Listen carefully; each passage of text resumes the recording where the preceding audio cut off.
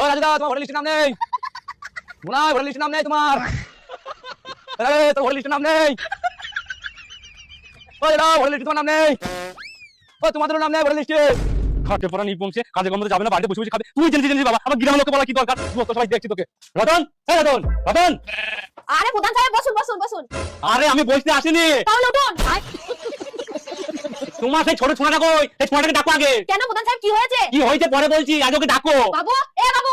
আসু গো, ওকে আচ্ছাই খাবো আমি। কি হয়েছে মা, আমাকে ডাকছি কেন? আরে এইদিকে এইদিকে। তুই আগে আমাকে এটা বল, তুই সব গ্রামের লোককে কেন বলে বেরিয়েছিস যদি নাকি ভোটার লিস্টের নাম নাই? তোমার কথা হচ্ছে বরঞ্চ আমি চেক করে দেখলাম যে তোরই ভোটার লিস্টের নাম নাই, বাকি সবারই আছে। আরে প্রধান সাহেব, আপনি কি কথা বলছেন? আমি তো চেক করে দেখলাম ভোটার লিস্টে আমার নাম নেই, আর অমনি আমার মধ্যে ভয় ঢুকে গেল। এবার দেখছি আমি কেন একা একা ভয় খাবো, ওই জন্য পুরো গ্রামের লোককে বলে বেরিয়েছি যে তোমাদের কারো নাম নেই, ওদের মধ্যে ভয় ঢুকে দিয়েছে। তাহলে দেখো কত বড় বাউরির বাচ্চা।